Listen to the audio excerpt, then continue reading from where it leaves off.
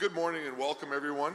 First of all, I'd like to thank the team here at Savita for hosting us today and for all their hard work supporting affordable housing here in our great province. Keeping life affordable is a key part of the province's 2024 budget.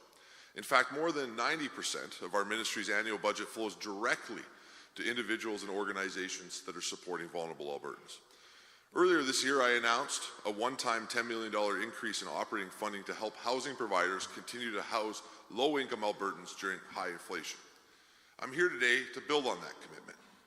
When creating Budget 2024, our housing providers and vulnerable and low-income Albertans made very clear to us that they needed us to do some important work. That is why we continue to do the work that we're doing when it comes to investing in affordable housing, particularly focusing on increasing affordable housing stock by bringing forward several affordability measures like capital grants, support for housing providers, and rental assistance. Ultimately, together with our partners, we're in the process right now of investing $9 billion to create 13,000 more affordable housing units by 2031. We've already built almost 5,000 units since 2019. We also continue to invest in rent supplements heavily. Currently, $250 million in rent supplements is coming from the province of Alberta, which is helping tens of thousands of households in our province. That's on top of $5.1 billion in affordability measures and supports. And, of course, the work that we're doing when it comes to red tape and infrastructure support that has created tens of thousands of new homes in Alberta, the highest housing starts in the history of the province, the highest purpose-built rentals in the history of our province, including last month where Calgary saw a record number of construction starts. Right now, though, more than 110,000 Albertans live in over 60,000 government-subsidized housing units. And with the cost of living rising, demand is rapidly growing. In consultation with our housing providers, it was clear that more funding was needed to meet the increased demands and keep operations running smoothly. Our government heard that and is taking action. Consequently, today, Alberta is announcing an historic $21 million increase in operating funding for our housing providers to help them manage their rising day-to-day expenses. This is an increase of nearly 40% compared to Budget 2023 and will bring the total funding up to approximately $75 million in Budget 24-25.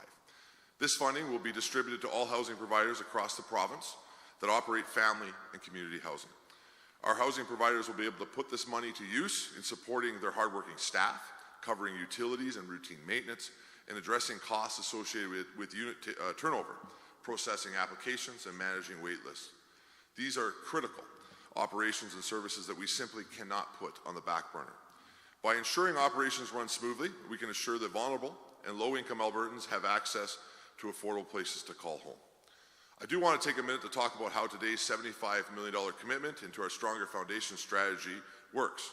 When I was appointed as Minister of Seniors, Community and Social Services, I was given a mandate to continue implementing Alberta's Stronger Foundation strategy.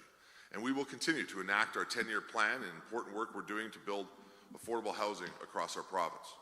By focusing on partnerships and innovation, Alberta's Stronger Foundation strategy maps out thoughtful changes needed to provide safe, stable, affordable housing for an additional 82,000 households by 2031. That's an increase of over 40% when compared to 2021. The investments I'm announcing today is part of that commitment.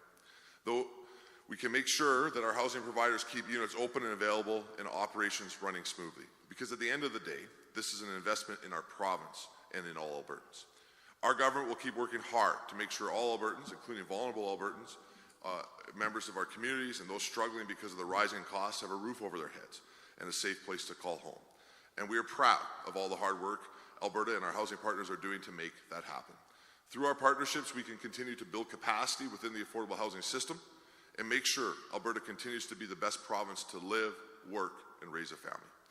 As we work together, we can find the right solutions to meet the needs of those Albertans who need it most, and Alberta's government will continue to do everything we can to ensure our housing partners have the tools they need to build and operate homes here in Alberta. Thank you very much.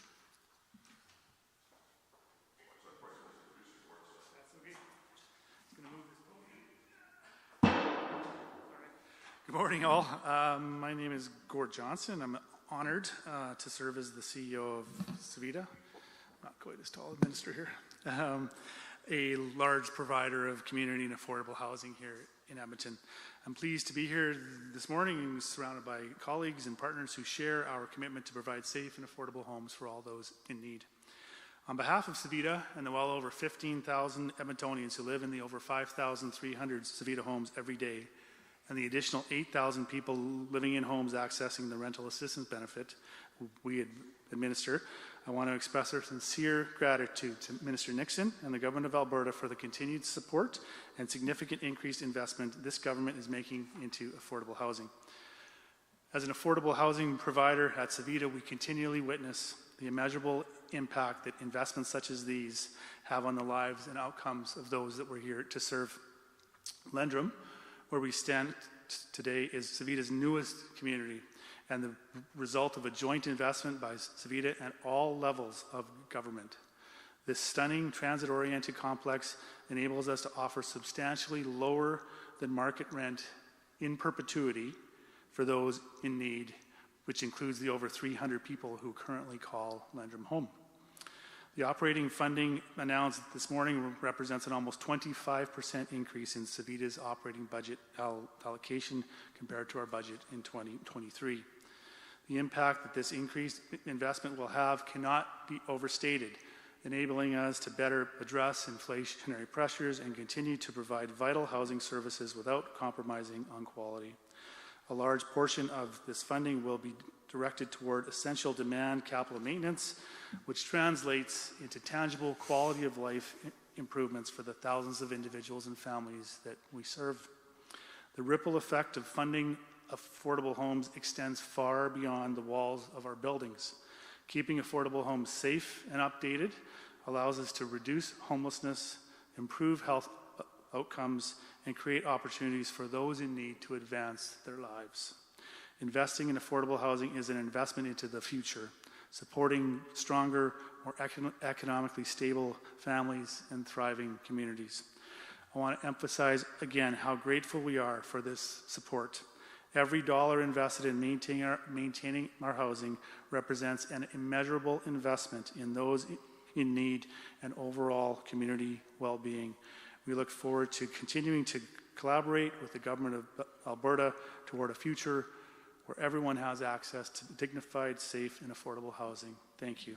And I hand it over to Don.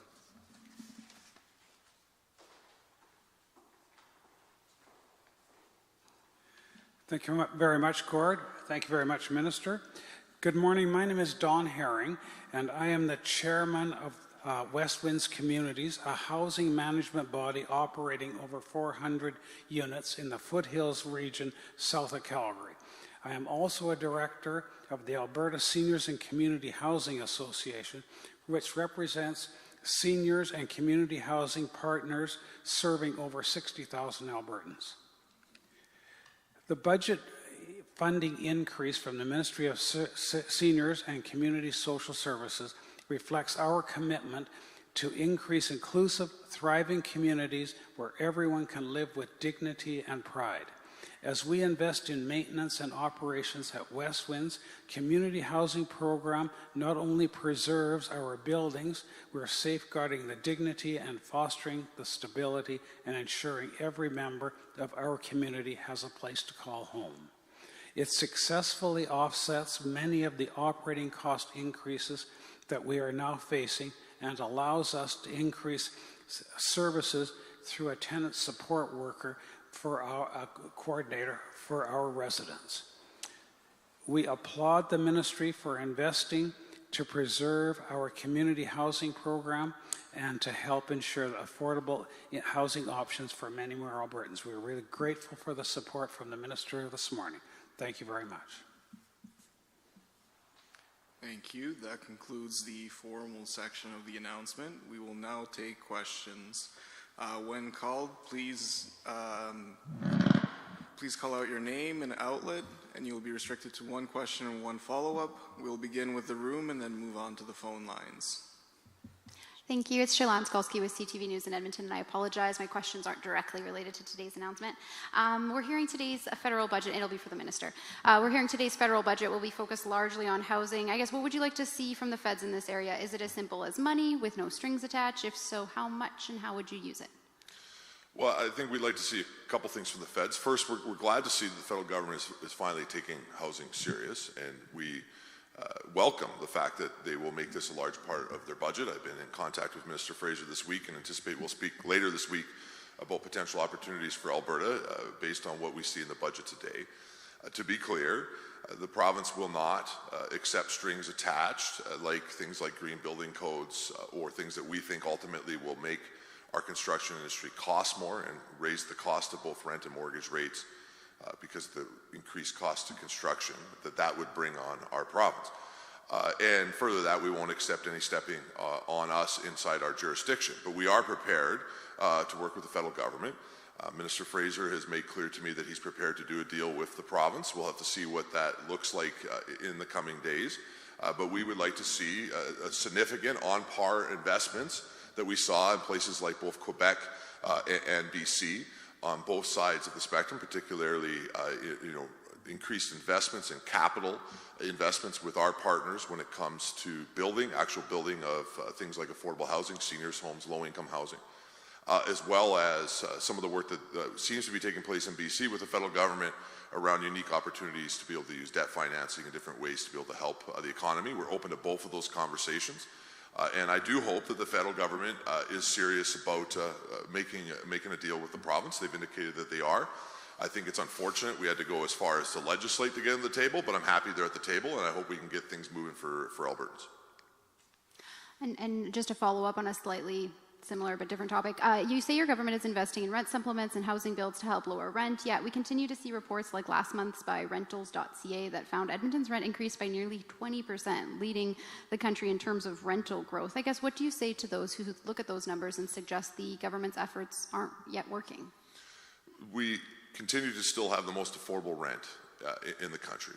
We do see challenges when it comes to rent increasing particularly in our largest cities, but across the province. This is a reflection of the shortage of supply that we have. The government is laser focused on increasing that supply. That's the only way forward to restore affordability to the market or to maintain the affordability that we have here in Alberta compared to other jurisdictions. And we know, every expert is telling us, that the way forward on that is to create more supply, which is why we have focused on both investing in affordable housing, but also investing in regulatory changes to be able to make sure that we can see the speed of construction increase in places like Calgary and other jurisdictions that are facing extremely low vacancy rates. And the good news is it is working. The reality is we're on track to double our residential construction this year. Last month, so the month of February, we saw an increase of over 50% in residential construction starts. We continue to see tens of thousands of homes be built inside the province as a result of that work, and that is what will restore affordability to the market. We have to not lose sight of that, but at the same time, we recognize that work has to be done in the short term, and that's why you see announcements like today and previous announcements that we've made to make sure that while we are focused on increasing stock, that we're looking back at our housing providers and focus on making sure that they can continue to do their important work for 110,000 Albertans that they currently already house for us. And by investing in making sure that they can meet their inflationary increased costs that they're seeing just like anybody else in Alberta, as well as some of the announcements that we've made around capital maintenance and renewal dollars, which we're going to continue again this year with another $110 million investment in making sure that either units can stay online or that units that have went offline can come back online. So we know we have to invest in our existing stock and the hard work that our housing providers are already doing. But ultimately, the way forward to lower rent or stabilize rent in our province is to be able to make sure we build more houses, and that's exactly what's taking place in Alberta. In fact, the only jurisdiction in the country where we're seeing significant numbers like this. I will also just address rent control, because that seems to be what the alternative would be to some sort of either long-term or short-term type of rent control, which I know is being proposed by the official opposition. The challenge with that is every expert we have says that will slow down construction. And so while we may see short-term relief, it would be very short, and ultimately you would see more evictions, more people homeless, and less housing being built. And as I said, you don't have to look any further than Toronto or Vancouver, which are both jurisdictions that have some form of rent control in them, and they are the highest rent jurisdictions anywhere in the country to show that that doesn't work. We're going to build more houses. That's our plan, and that's what's taking place in the province. Thank you. We can move on to the phone lines now. Alexander with the Western Standard.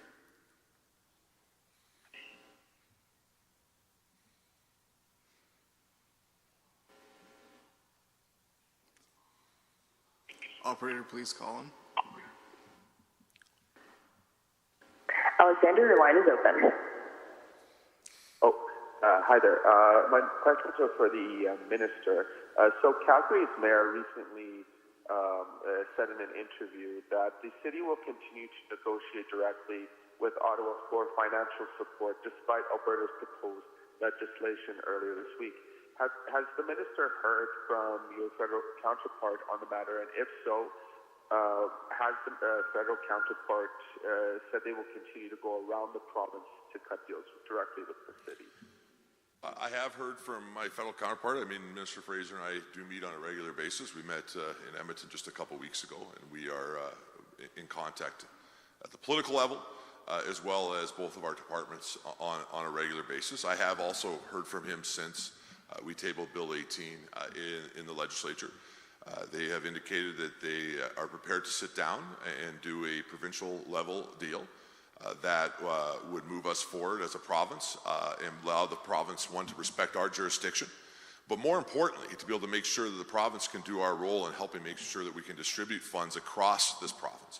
Sadly, what we had seen taking place over the last several months was announcements taking place in select communities. It appeared, frankly, that if a mayor had connections with the federal cabinet, that their community would do better. In the end, we only had, I believe, 8 communities that had saw any investment of federal housing dollars, which is sorely lacking. And so, we're going to sit down with the federal ministry after the budget is tabled today, and we will have a serious conversation to see if we can get to a deal. But I want to reiterate, as I said a couple weeks ago, we won't be bribed with our own money to bring in dangerous building codes that will increase the cost of living for every Albertan. And we will not allow the federal government to stand on our jurisdiction no more. Municipalities are a product of the provincial government. We will work with our municipal partners. We're in a better position to do that. And frankly, it's easier to get a deal done between the federal and the provincial government than it is to try to do a deal between 300 plus municipalities and the federal government when the federal government doesn't even know who those communities are. So I think I heard your question right. If it was, have we heard from the federal government? Yes, we have, and the federal government would like to sit down at the table now, and they recognize that they're going to have to negotiate with the province of Alberta. And as a follow-up to that question, Minister, the province of Alberta accounts for 12% of the national population, yet it's experiencing the most rapid population growth in the country. Yet it only received about 2.5% of the $1.5 billion in federal housing funding last summer. To what do you attribute that disparity? Is this a purely political maneuver by Ottawa? Well, look, I haven't been shy about answering this question. I think the proof is in the number that you just said. When you see things like their housing initiatives investing 2.5% in the province of Alberta, when we're a little over 12% of the population of the country, and the fastest growing province in the country, that is sorely lacking. And if you go and you look at the announcements that the federal government has made, they often will make big number announcements in the province, and then head in my province, in Alberta, and then head across the country and distribute that money disproportionately in places that clearly the federal government is trying to save seats in their upcoming federal election. And that is not how we should be working with housing money. It is the position of the province that at the very least, these big housing dollars should be distributed per capita by province. So certainly we should be receiving 12% of whatever announcements are coming forward. But further to that, I do think that it's probably time for the federal government to acknowledge that Alberta is growing at a rapid rate compared to every other province, and that's going to come with some significant challenges, and that it's time to treat us at least equally, but I think also to recognize our unprecedented growth in Alberta. I also want to be clear, though, we're going to do this with or without the federal government. It's my hope that we can be a significant partner together to be able to accomplish things for Albertans and Canadians. But if the federal government continues to not want to work with Alberta in a fair way, it's not something that's abnormal. It's not something that we haven't not experienced before, but we will move forward at a rapid rate and address our housing crisis with or without the feds. But it will certainly be easier and faster with the federal government at the table. Thank you. Moving on to the next caller, Michelle Bafontaine with the CBC. Operator, can you call? Michelle, your line is open. Hi. Thank you. Hi, Minister. Thanks for taking my question. I want to ask about strong foundations. And I'm wondering has your government changed the focus of Stronger Foundations? Because I know originally it was the point of the report was to get Alberta out of owning affordable housing, away from it, but managing it. Like investing properties to housing providers or selling properties that are maybe too old or not appropriate. And it seems like a lot of the money that you're sending out has to do with, allowing housing providers to kind of upgrade and improve their own properties. So is that the case? Am I wrong about that? We need to tackle the housing challenge on all angles. And so the number one challenge as a province, if we want to maintain both affordability and the attainable and the affordable housing markets, is we have to build more stock, which the government is working on through a variety of measures, which we have been articulating and will continue to articulate in the coming months. And again, we are seeing significant, unprecedented, record-breaking results in Alberta, as well as better than anywhere else in the country, which indicates to us that we're on the right track. But we at the same time also have to continue to invest in our new affordable housing stock that is needed. We have one of the fastest growing senior populations, certainly the fastest growing ever in the history of our province, but one of the fastest growing in the country. And so we're going to need to invest in strategic affordable housing projects that are more in line with that demographic that we need. But while we're doing all of that new work and making sure that we set up Alberta for the best results in the future, we can't lose track that my department works together with something like 50 housing authorities across the province to provide low-income housing subsidized by the provincial government for well over 100,000 plus Albertans on a daily basis. And those providers are facing the same challenges that any one of us are facing with our own homes. We increased costs of utilities, increased cost of staffing. They're also dealing with an aging stock of affordable housing units that needs to be able to be maintained, so that at the very least they can maintain the work that they're doing and then hopefully be able to also increase it, which is why at the same time as doing new, we're investing in things like increasing the ability of housing providers with an announcement like today to use that money in ways to help them be able to pay their bills and provide the services that we need them to Albertans, as well as an increased investment in capital maintenance and renewal dollars to be able to make sure that we can maintain those units and hopefully in some cases, and like we did with the last round, bring more units online. So this is what the process is. Stronger Foundations was focused on bringing new units online. We are committed to that plan, but we have also expanded that given what we've been facing with housing to be focused both on market housing and working very closely with our partners to be able to maintain what we already have. Thank you. Any follow-up questions? Yeah, I was wondering if I could ask Gord Johnson a question from Savita. I'm wondering, first of all, how much money is Savita going to get from this new funding? And also, can you be a little more specific about how your organization plans to use this money? So I'm not sure if I fully heard that question. You're a little bit garbled, but Savita will be receiving, again, if I heard the question correctly, approximately $24.5 million this year. That's representative of, again, a 25% year-over-year increase in our funding, and we're certainly very grateful for that. Our budget allocation last year was about $19.5 million. The large majority of that money is going to go into the care and maintenance of the 4,300 units of community housing that we own or operate on behalf of the government of Alberta and the city on any given day. I hope that answers your question. Thank you, and that's all the time we have for today. Thanks, everyone. Appreciate you coming out to join us.